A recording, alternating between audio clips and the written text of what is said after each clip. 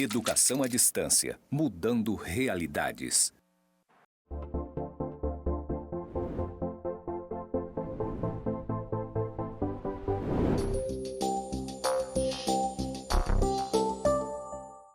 Olá, tudo bem? Eu sou Andréa Salles, professora de Fundamentos das Ciências Sociais e Políticas, e inicio a minha fala pela minha audiodescrição. Eu sou morena, eu tenho 1,67 m de altura, eu tenho olhos castanhos, cabelos ondulados, cortado reto, assim, um tipo Chanel. Eu estou usando um vestido azul marinho, um colar de cristal azul e um par de tênis. Eu estou aqui nos estúdios do Instituto IFRO, Instituto Federal aqui de Porto Velho, Zona Norte. Do meu lado direito tem uma parede branca com pontos de ligação cinza e à minha esquerda tem uma parede também de fundo branco, só que com letras no tom de verde, escrito EAD, mudando realidades. Então, o que também ajuda a mudar realidades é quando a gente estuda cidadania associando com democracia. Então, quando a gente fala de cidadania, a gente fala de democracia, a gente fala do Estado, a gente faz toda essa relação entre os conceitos. Porque não existe Estado democrático se não existe luta social, luta pela cidadania, luta pela democracia. Então, a democracia, geralmente, ela tem 3 regras básicas, 3 princípios básicos.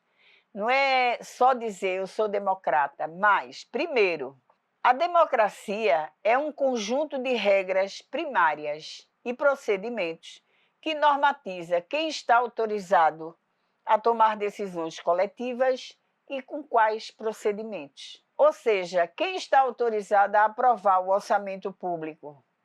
O Congresso Nacional. Com quais procedimentos? Existem os procedimentos legais, ok? Segundo, a maioria é a regra fundamental sobre a qual são consideradas decisões coletivas. Decisão coletiva, a base dela é a maioria. Isso se coloca, a maioria no Congresso, a maioria numa associação, a maioria num sindicato de profissionais. Então, você tem que ter o princípio da maioria, é a vontade da maioria que se expressa e expressa uma sociedade democrática. Terceiro, aqueles que decidem ou elegem os que vão decidir devem ter alternativas em situação de poder escolher. Ou seja, você vai eleger, conforme a Constituição brasileira, a gente elege pelo voto, mas a gente precisa ter alternativa. Eu não posso ter só um candidato, eu preciso ter mais de um. Seja ele para deputado federal, estadual ou vereador, mas eu preciso ter alternativa e alternância do poder também. Agora, existe uma concepção mais contemporânea, um debate mais contemporâneo, chamado democracia semidireta, que a Constituição brasileira ela reconhece desde 1988. Essas 3 categorias que são o referendo, o plebiscito e a iniciativa popular.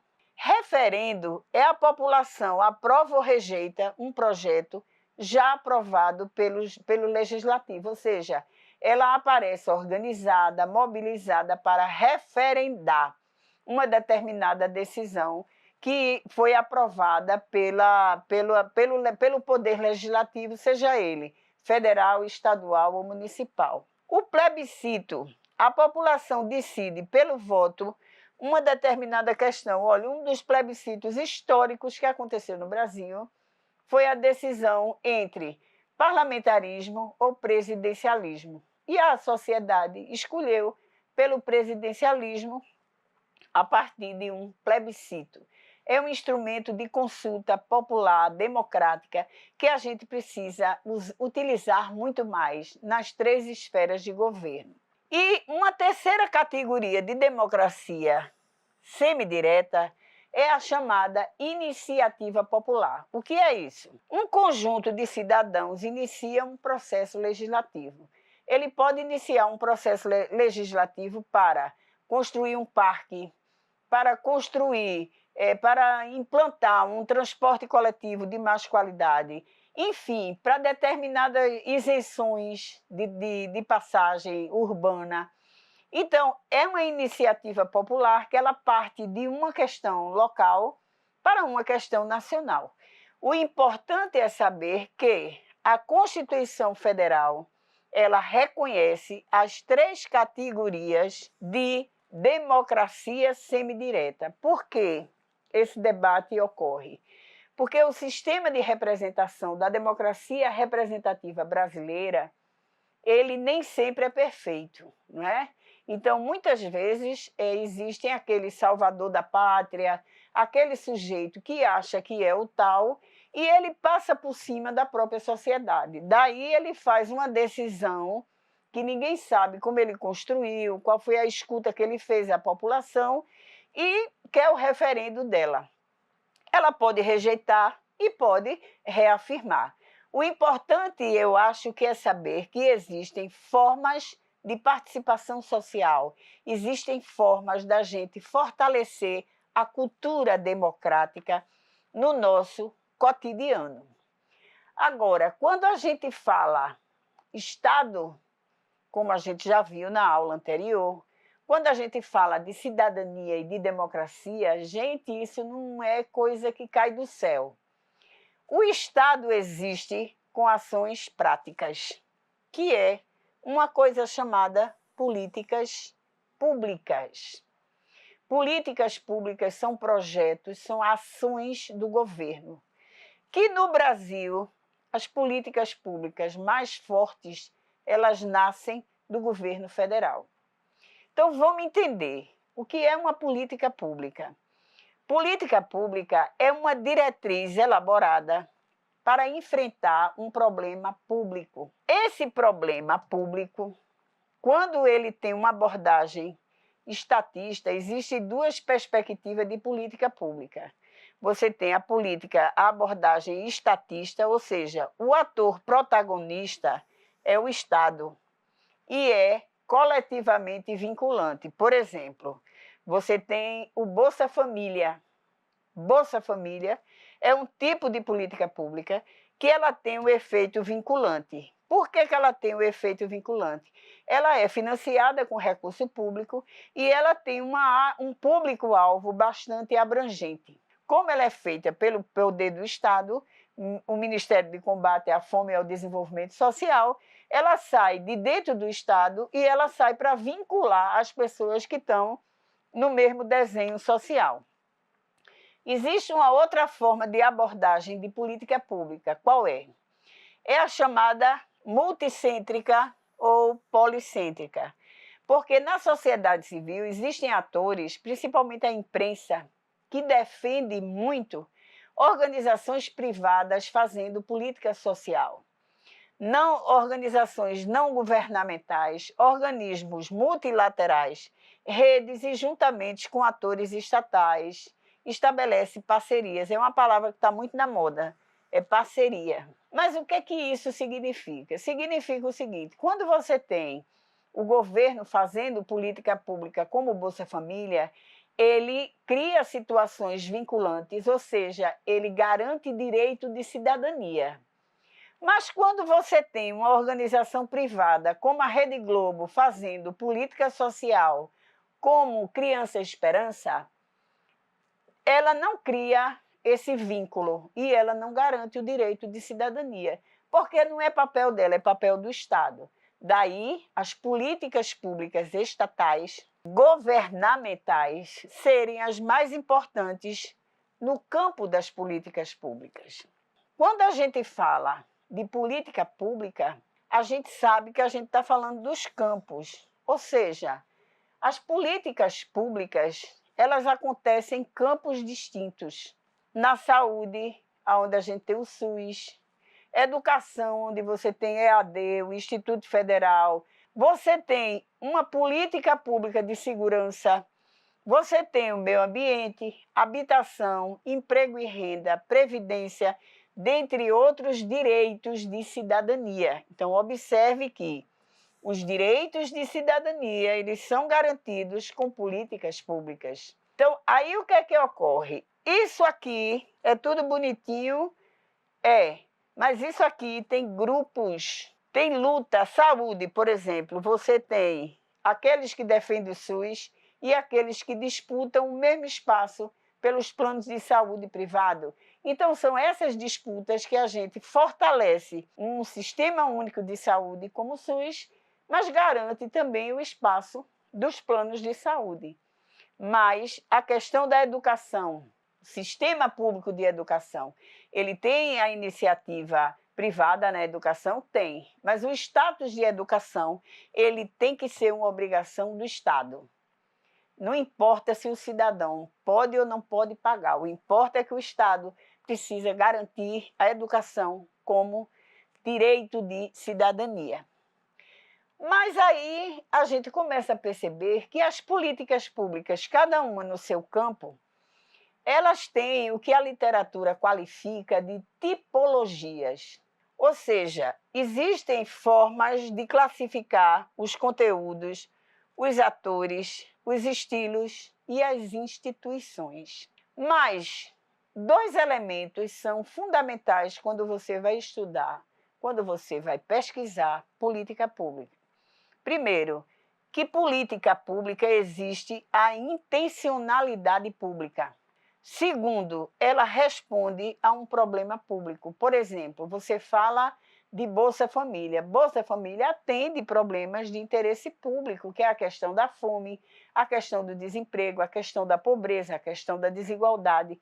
Então, você tem vários fatores que o Estado não pode ser indiferente, ok? Então, existem tipologias, e esse autor, Lowe, ele é um dos autores que tem uma boa perspectiva teórica para a gente compreender a tipologia de política pública. Por quê? Porque para você classificar um tipo de política pública, baseia-se no critério qual é o impacto esperado de uma determinada política na sociedade. Nesse sentido, há 4 tipos de políticas públicas, segundo a teoria de Lowe. Políticas regulatórias. Por que ela é regulatória? Porque ela determina padrões de comportamento, serviço ou produto para atores públicos e privados. Exemplos: regras para a segurança alimentar, operação de códigos de trânsito, regras de tráfego aéreo, uso do canabidiol, propaganda de cigarro, etc. Eu lembro que na televisão passava muita propaganda de cigarro.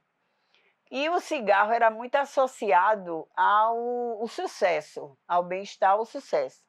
Até que houve movimentos no campo da saúde que conseguiu derrubar esse perfil. Isso aí é uma questão de regulação.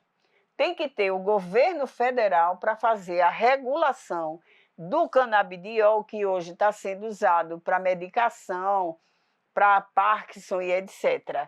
Então, você começa a ver que isso aqui que a gente segue, o Código de Trânsito, ele não é uma invenção local, ele é uma regulação nacional, porque nós somos uma federação.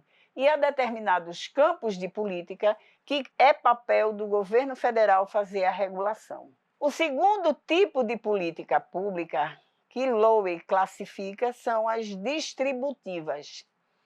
Mas o que é isso? As políticas distributivas, elas geram benefícios concentrados para alguns grupos de atores e custos difusos para toda a coletividade, para todo contribuinte. Por que contribuinte? Porque as políticas públicas são financiadas com recurso público. É o orçamento público, é as disputas que tem, as emendas parlamentares que disputam esses financiamentos. Um exemplo: subsídios, gratuidade de taxa para determinados usuários de serviço público, incentivos ou renúncias fiscais. Por exemplo, você está assistindo agora a insistência do governo para aprovar a isenção do imposto de renda para quem ganha até 5 mil reais. E você está vendo as disputas internas no Congresso Nacional para não aprovar e o outro quer aprovar. Mas vamos, enfim, vamos seguir para ver como é que essas disputas se desenham. Outra questão que você coloca são esses incentivos ou renúncias fiscais. Um exemplo seria, imagine você ter uma grande empresa de automóvel que quer se instalar em Porto Velho. Aí o governador, o prefeito, diz que não dá isenção. Mas aí o governador da Bahia diz que dá isenção fiscal. Aí a empresa vai para a Bahia com isenção fiscal, vai gerar emprego, vai modificar a dinâmica daquela região. Por que ele dá isenção? Porque as renúncias fiscais são regulações públicas que são legais e são recursos políticos que os governantes usam para fazer a dinâmica da economia capitalista funcionar, ok? Então, você vai ter uma terceira categoria de, ou melhor, as políticas distributivas, elas são arenas que não são tão conflituosas, né? Quem paga o preço é a coletividade, porque não esqueça disso, toda política pública distributiva ou não, existe um custo. E existe um custo político e existe um custo financeiro. Quem paga a conta é a coletividade e predomina o troca-troca de apoios políticos. Isso aqui é muito visível. Recentemente, o orçamento que foi aprovado desde o ano passado, ele foi aprovado agora, o orçamento do governo federal. Então, como é que isso funciona? Isso funciona com troca-troca, com acordos políticos. Eu lhe apoio nessa questão e os outros grupos políticos se apoiam noutra pauta. É assim que o jogo funciona. Um exemplo, as emendas parlamentares ao orçamento público federal para realizar obras públicas regionalizadas. Aí você vai ter uma terceira categoria, uma terceira classificação das políticas públicas, ou seja, são as chamadas políticas redistributivas. O que é que isso significa? Os benefícios são concentrados a algumas categorias de atores e implicam custos concentrados sobre outras categorias de atores. Provoca o conflito? Provoca, porque ninguém quer pagar a conta para ninguém. Exemplo, cotas raciais para universidades, políticas de benefícios sociais ao trabalhador, programa de reforma agrária, principalmente um programa chamado Pronera, que é voltado para a agricultura familiar. Quem mais leva recurso público no campo da agricultura no Brasil chama-se o agronegócio.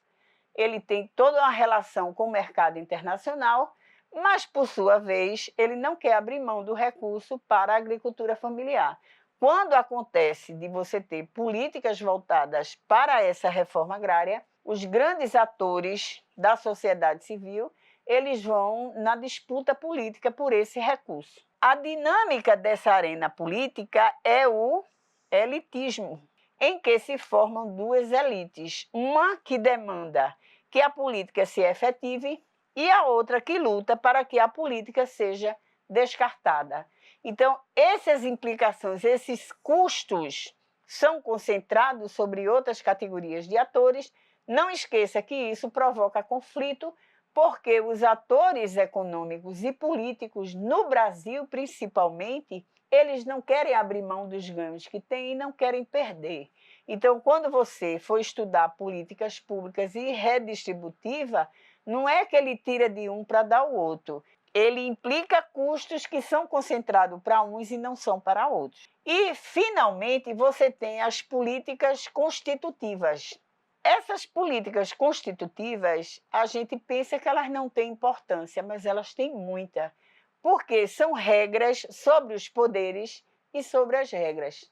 Definem competências, jurisdições e regras de disputas políticas e de elaboração de política pública. Por exemplo, quem é que faz educação profissional no Brasil?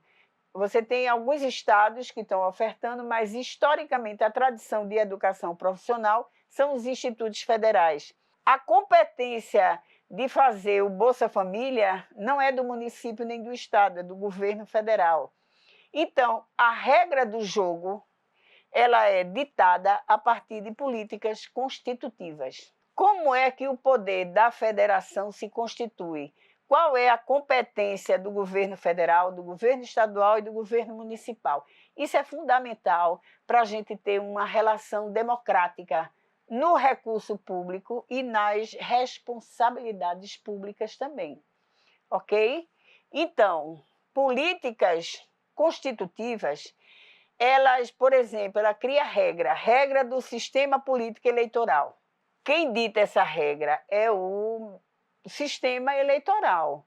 São os juízes eleitorais que vão fazer essa relação. Quando você tem uma distribuição de poder entre esfera de governo, quem é que faz o Bolsa Família? É o governo federal, mas ele transfere para o governo estadual, para o município, a divisão, a partilha, porque o ganho político é compartilhado. Regras de relações intergovernamentais. Como é que se dá a relação, por exemplo, nos CAPs, os CRAs? Como é que se dá essa relação no campo da saúde? Você tem a relação entre o governo federal, que transfere recurso para o governo estadual e para o município fazer essa política na área de saúde para os grupos em vulnerabilidade social. Regras de participação da sociedade civil em decisões públicas. Fiquem sabendo, essa ONG, ela trabalha com a Lei de Acesso à Informação. Então, qualquer cidadão tem o direito de ter acesso à informação. Informações que podem ser desde o gasto que o prefeito tem até os gastos que o presidente da República tem no orçamento público, como é feito isso com tudo, todos os ministérios, todos os órgãos públicos. Mas pouca gente sabe disso. Então, a Fiquem Sabendo é uma ONG que dá uma grande contribuição na sociedade civil para tornar esse processo parte da cultura política, para que as pessoas aprendam os seus direitos e para que, através da clareza desses direitos, ela exerça a sua cidadania com plenitude. Porque os direitos de cidadania, eles não podem ficar apenas na Constituição. Eles têm que ser constitutivos do cotidiano, da dinâmica da democracia brasileira. Políticas constitutivas provocam conflitos entre entes e os atores diretamente interessados, sem dúvida. Sobretudo porque ninguém quer perder poder, porque poder, segundo Max Weber, é uma questão de prestígio social também, né? Então, com essas categorias de políticas, a gente fez essa discussão, entendendo que são as políticas públicas que expressam o Estado em ação. E o Estado em ação é ele que faz o cidadão ser gente e garantir seus direitos. E faz também uma sociedade mais democrática. Então, as referências desse assunto estão na bibliografia, os ciclos de políticas públicas e como essa classificação se dá. Então, eu deixo essa referência para que você complemente e fortaleça seus estudos, ok? Bons estudos a todos.